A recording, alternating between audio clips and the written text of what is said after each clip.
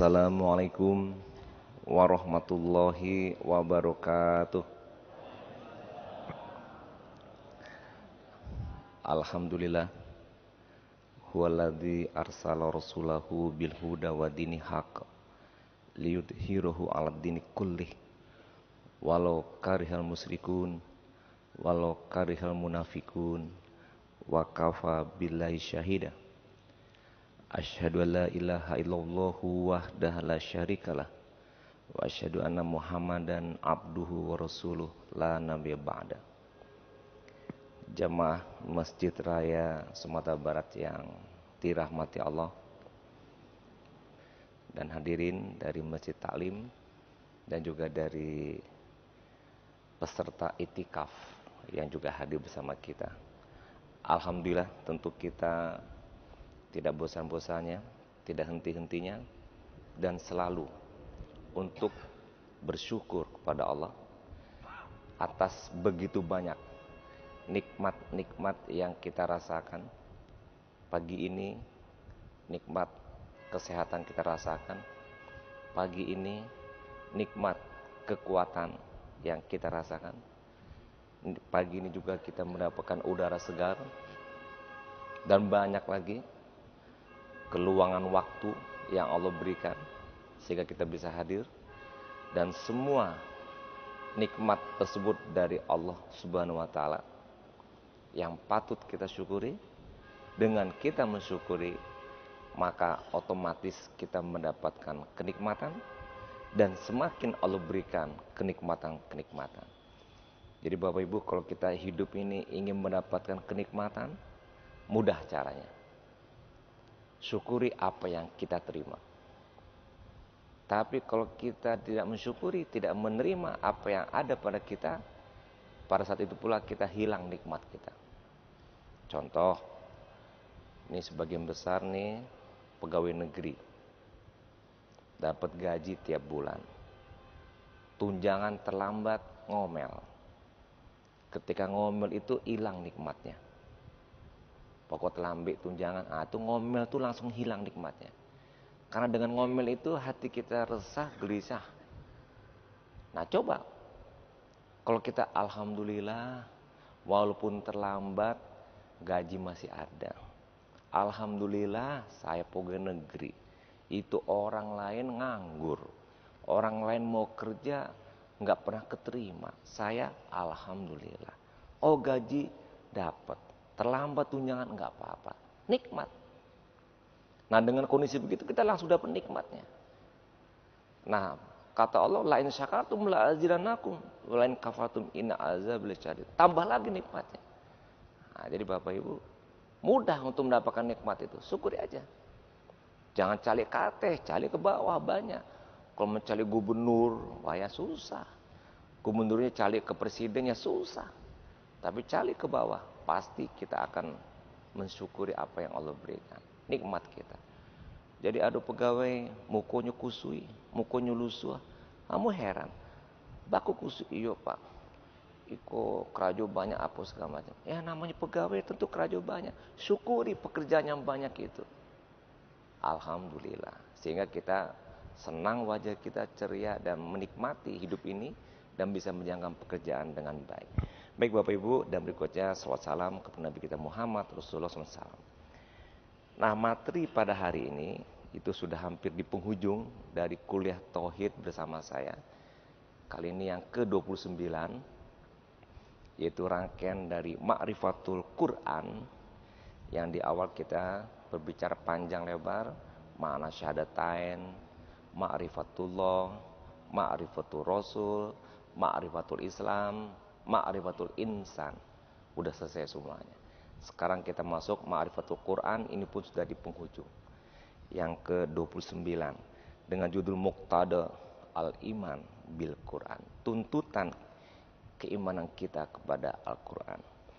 Nah Bapak Ibu, Quran, kita tahu semua Quran itu sebagai apa? Sebagai hudan. Syahrul Ramadhanal ladzi unzila fihil Quran hudal linas wa bainat minal hudan wal furqan. Di situ ada hudan, ada syif, ada rahmat, ada bayinat. ada Furqan. Ya. Nah, saya ingin menyentuh sedikit saja supaya pemahaman kita sama. Jadi Quran itu bukannya sebuah kitab yang ditaruh di lemari, disimpan rapi-rapi, dikunci, nggak pernah dipegang, nggak pernah dibaca. Tapi justru Quran itu kita bawa kemana-mana. Kita baca setiap hari. Kenapa? Karena hudan, petunjuk. Bapak Ibu bisa bayangkan bagaimana susahnya kita hidup tidak pakai petunjuk. Bisa nyasar, bisa tersesat, bisa salah, dan bisa terjerembab, bisa jatuh dan gagal. Kita contohkan, di jalan raya ada petunjuk, yaitu rambu-rambu lalu lintas. Tapi kita nggak pakai petunjuk di jalan raya. Lampu merah jalan, lampu hijau berhenti. Apa yang terjadi Bapak Ibu? Tabrakan. Tidak pakai petunjuk. Kenapa tabrakan? Celaka. Tidak hanya kita, orang lain juga bisa celaka. Tidak ada rambu celaka. Ada rambu, nggak dipakai. Lampunya merah, jalan, ketabrak depannya. Begitu juga kita menservis mobil, mengendarai mobil, memperbaiki mobil, ada petunjuknya. Masing-masing beda-beda. Ada Toyota, ada Ford. Kalau Toyota buatan Jepang, Ford buatan Amerika, Mercy buatan Jerman, Hyundai buatan Korea. Ada petunjuk masing-masing. Beda-beda. Jadi jangan pakai petunjuk Ford untuk Toyota, nggak bisa. Nah gimana kita ikuti petunjuknya supaya mobil yang kita pakai selamat. Dicek minyak remnya supaya nggak blong. Ada petunjuknya. Sekian hari, sekian lama harus servis. Nah Bapak Ibu itu contoh saja. Nah sekarang dalam kehidupan kita juga mesti ikut petunjuk. Nah, petunjuknya dari mana? Dari Allah. Kenapa Allah? Karena Allah yang menciptakan manusia. Allah tahu isi kita, isi pikiran kita, isi hati kita, bahkan isi paru kita. Allah tahu semuanya. Karena Allah yang menciptakan. Seperti orang Jepang tahu dengan mobil Toyota, orang Jerman tahu dengan mobil Mercy. Dia buat petunjuknya. Pasti betul dan benar karena yang buat yang menciptakan. Nah, Al-Quran menjadi hudan, petunjuk buat kita. Kalau tidak kita ikut Quran, berarti kita tidak ikut petunjuk. Berarti kita ibarat tadi di jalan bisa tabrakan, bisa nyasar, nggak ada rambu-rambu, kemana-mana.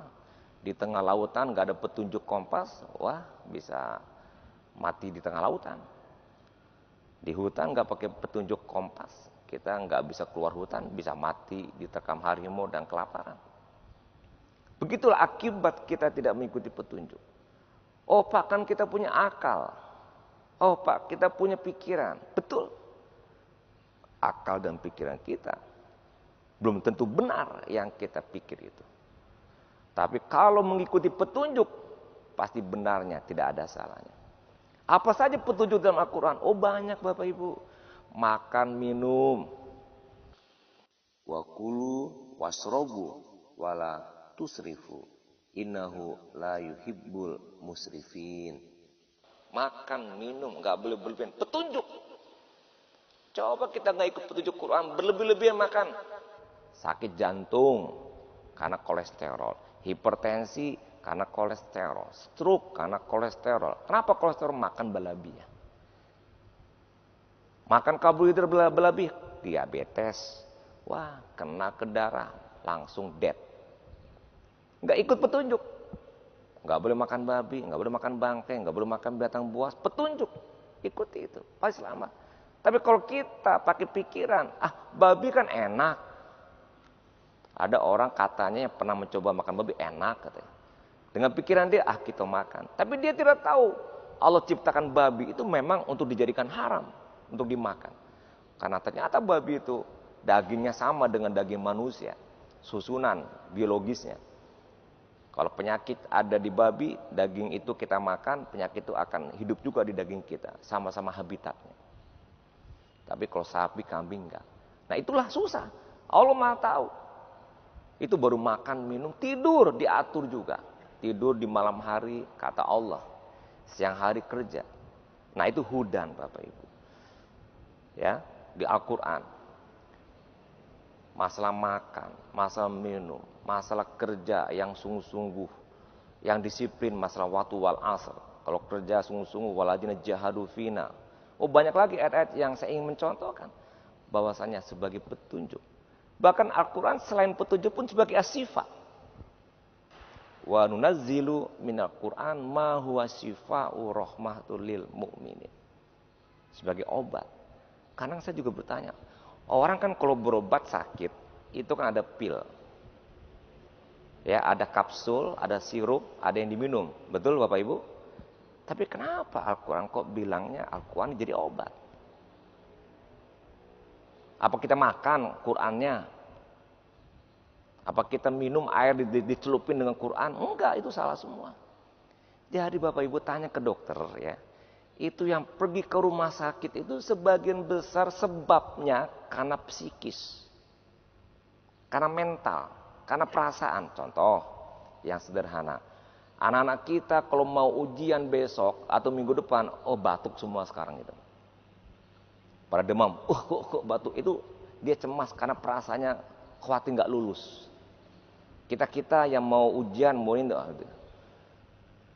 misalnya ada yang saya panggil mendadak, itu si A, temui saya, wah berdebar jantung. Alah berdebar jantung, tiup sebentar mau ke WC, buang air ketek, buang air gadang, kemudian demam. Nah, betul begitu?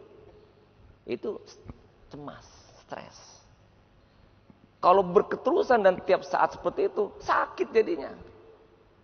Mempengaruhi peredaran, perputaran, perjalanan, dan aktivitas tubuh kita. Terganggu, jadi hipertensi dan sebagainya.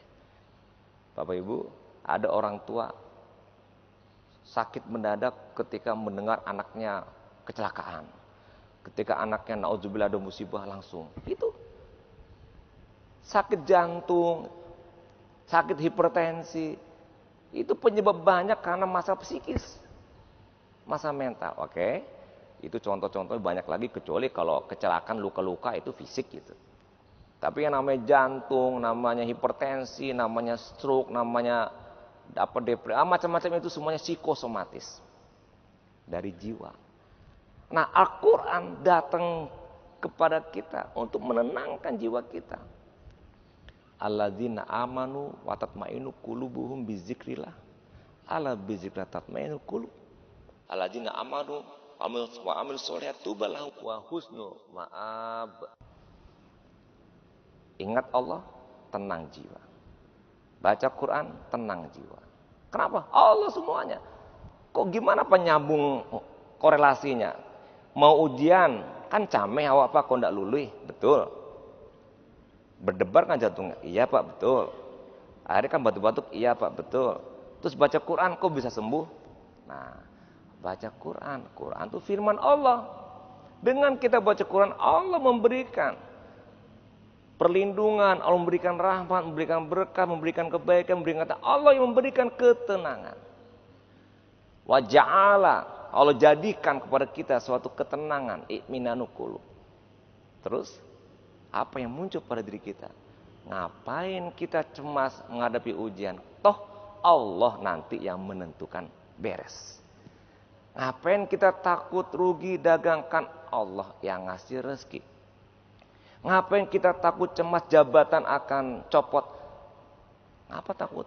Allah yang memberikan jabatan. Beres semuanya. Enggak perlu cemas dengan jabatan, enggak perlu cemas dengan rezeki, enggak perlu cemas dengan hasil ujian. Serahkan kepada Allah. Namanya tawakal ala Allah. Beres sudah. Penting kita doa, usaha. Usaha, doa. Beres. Nah itu asyifa. Sebagai obat buat kita dengan baca Quran. Bapak Ibu nggak percaya?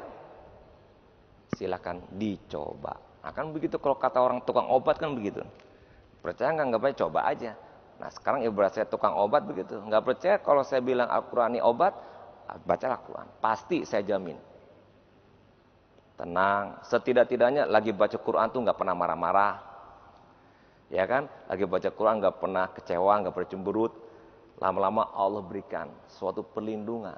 Malaikat-malaikat mengitari kita dan berada di sekitar memberikan berkah. Tenang. Rumah kita jadi tenang. Anak-anak kita jadi soleh dan solehat. Subhanallah. Allah berikan ketenangan, kesejukan kalau kita membaca Quran. Nggak ada yang bandel-bandel. Kok kenapa bandel anak saya, Pak? Tanya yang pertama, baca Quran nggak? Nggak, ya udah jelas. Gimana cara supaya nggak bandel? Baca Quran. Tiap hari pakai. Itu asifah normal, oke? Bagaimana kita berikutnya? Kewajiban kita terhadap Al-Quran. Kita mempelajari dan mengajarkannya. Ya minimal mempelajarilah dulu. Ya dengan tilawatan, membacanya. Alladzina atainahumul kitaba yatlunahu haqqa tilawatihi ulaika yu'minuna bih. Membacanya. Nah, coba tanya Bapak Ibu, ada baca Quran enggak? Nah, kan kalau ditanya menunduk aja. Untuk bisa mengerti baca Quran pun enggak, membaca pun enggak, kita udah nggak bacaannya. Kalau bacanya kago-kago bantu anak SD membaca atau anak TK, itu tanda udah pernah baca Quran. Kalau saya tes di sini, mungkin ada, bahkan mungkin juga banyak, saya tidak tahu. Nah kalau ada begitu, mari kita baca Quran. Quran itu sebagai hudan, petunjuk buat kita, pedoman buat kita, kompas buat kita. Karena Allah yang memberikan. Itu semuanya isi firman Allah dan semua yang ada dalam Al-Quran. Petunjuk. Onde Pak, Islam kok barek Pak. Petunjuk banyak banget, perintah banyak banget, larangan banyak banget. Oh tidak. Perintah yang ada dalam Al-Quran sesuai dengan kita. Larangan yang ada dalam Al-Quran sesuai dengan maunya kita. Cocok. Membaca. Yang kedua, memahami. Afala yatadabbaruna al-Qur'ana am 'ala qulubin aqfaluha. Jadi mentadaburi Al-Quran. Memahami. Jadi tidak hanya membaca, tapi kita pahami. Dan yang berikutnya, tidak juga cukup membaca dan memahami, tapi tatbiqan, mengamalkan, melaksanakannya. Dan tidak hanya itu juga menghafalnya. Jadi kita membaca, memahami, mengamalkan, dan menghafal. Ya, menghafal. Oh banyak hadis-hadis Al-Quran dan contoh sahabat-sahabat Nabi hafal Quran. Saya coba cek Bapak Ibu dan Bapak Ibu bisa juga cek. Yang pernah saya cek itu anak SMA 1 Padang Panjang dan anak SMA 1 Sumbar. Saya tahu karena saya berapa kali datang ke sana memberikan pengajian dan ketemu dengan mereka. Subhanallah. Anaknya pintar-pintar. Juara-juara. Dan saya dengar mereka keterima di perguruan tinggi negeri favorit. Santun-santun, aneh. Menetes air mata saya. Udahlah pintar, pakaian kerudungnya rapi-rapi, santun, Al-Qur'annya, hafalnya minimal 4 juz, 5 juz. Bapak Ibu, kita punya anak begitu, apa enggak senang? Kenapa anak seperti itu? Allah cerdaskan pikirannya. Allah bukakan untuk menerima pelajaran. Allah mudahkan mereka untuk menghafal. Al-Quranlah yang menyebabkannya. Allah berikan perilaku yang santun, yang baik kepada orang tua. Karena Al-Quran yang membuat dia begitu. Tadi pagi saya itikaf di Musola Gubernuran bersama satu orang hafiz Quran 30 juz yang kebetulan dia guru di Askia. Yang juga ada boarding schoolnya, hafal Quran. Dia cerita, wah anaknya Pak santun-santun, baik-baik. Quran semuanya.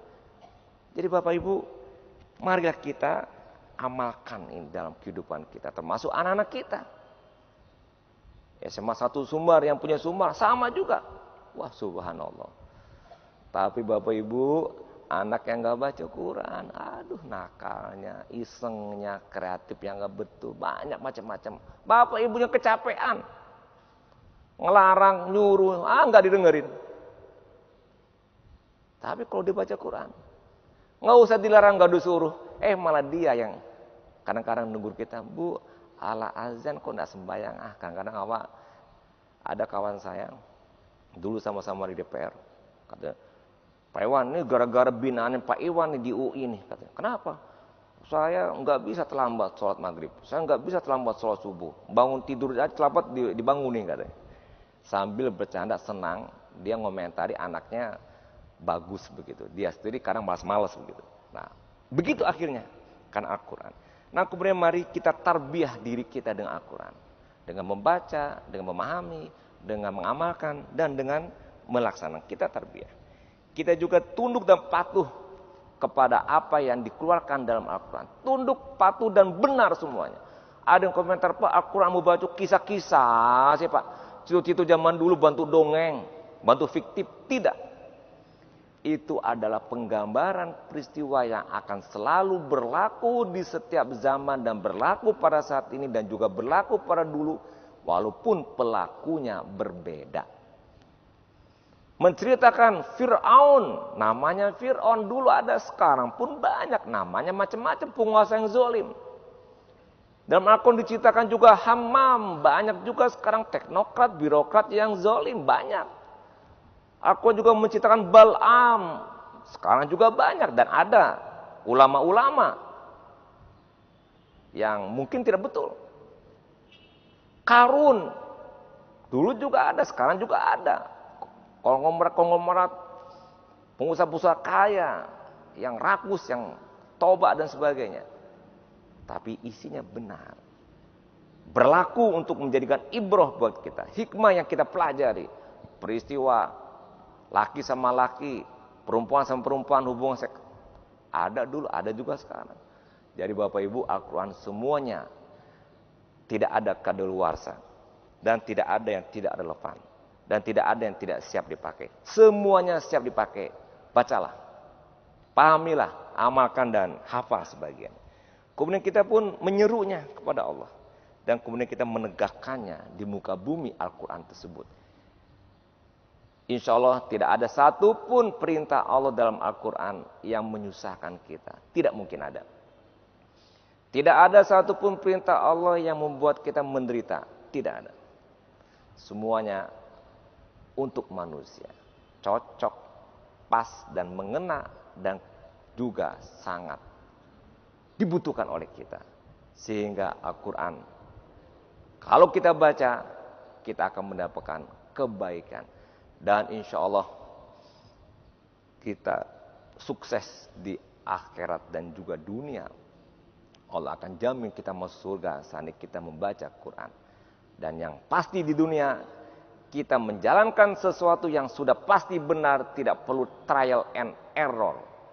Tapi kalau kita menggunakan pikiran dan perasaan kita sendiri, tidak merujuk pada Quran, kemungkinannya kita kerjakan berdasarkan pikiran kita salah, tidak betul, mungkin benar, tapi tidak sempurna, kembali lagi salah. Begitulah trial and error. Maka dari itu pikiran kita, perasaan kita, perilaku kita, kita serahkan semuanya kepada Allah. Kita tundukkan kita kepada ayat Al-Quran. Sehingga kita mendapatkan kebaikan yang pasti benar. Oh Pak, yang ngatur kerja ada, Quran ada. Yang ngatur kita berumah tangga dalam Quran ada. Yang mengatur makan aja ada. Yang ngatur tidur juga ada. Ada semuanya. Kalau ada yang bilang gak ada, ya gak pernah baca Quran. Coba baca. Ngatur rumah tangga ada. Arijalu qawwamuna 'alan nisa. Yang sakinah mawaddah warahmah. Wah, lengkap semuanya. Cuma gak dijadikan petunjuk. Buktinya apa? Coba lihat. Laki perempuan pergi ijab kabul, ditanya, Dek, ntar malam kalau ketemu baca doa apa? Nggak tahu doanya apa. Coba gimana? Doa aja nggak tahu. Apalagi untuk mendidik anak nantinya. Wah, gawat kalau begitu. Maka itu mari kita kembalikan diri kita kepada Quran. Semoga kita mendapatkan kebaikan. Di dunia kita sukses, di akhirat juga kita sukses. Karena masalah waktu juga, mudah-mudahan apa yang disampaikan bermanfaat buat saya dan juga insya Allah bermanfaat buat kita semuanya. Amin. Assalamualaikum warahmatullahi wabarakatuh.